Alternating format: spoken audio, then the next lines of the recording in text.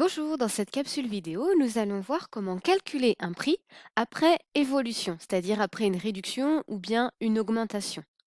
N'hésite pas à faire pause pour bien noter dans la leçon l'exercice résolu et surtout pour bien comprendre la méthode. D'accord? Donc n'hésite pas à mettre pause et pourquoi pas aussi recommencer la vidéo dès le début plusieurs fois jusqu'à temps que tu comprennes bien la méthode. Allez, c'est parti. Donc nous allons prendre l'exemple suivant.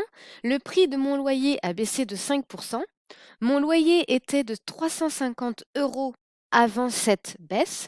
Quel est le prix de mon loyer après la réduction?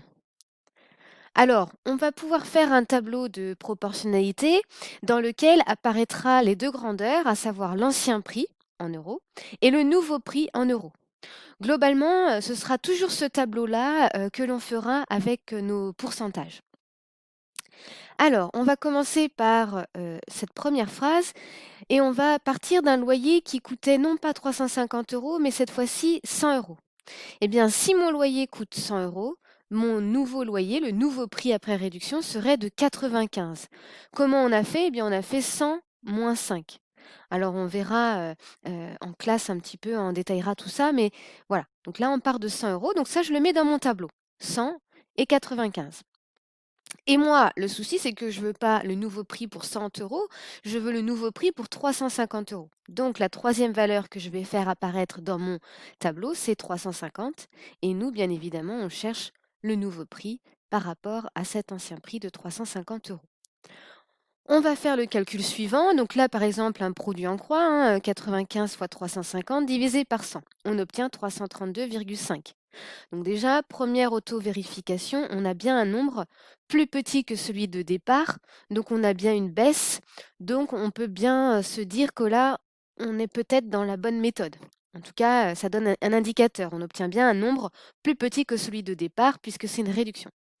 Attention à l'usage abusif du produit en croix, on aurait pu aussi faire ce petit tableau de proportionnalité là, par exemple.